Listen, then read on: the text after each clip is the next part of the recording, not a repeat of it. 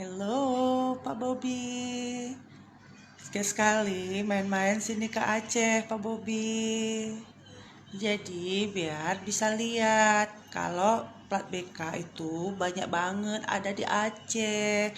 Kalau plat lain, plat BM, plat BE, atau yang lain-lain, yang L, yang F.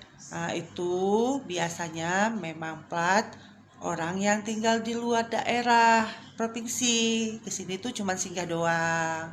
Tapi kalau plat BK itu kebanyakan memang orang Aceh yang punya di Aceh, Pak Bobi.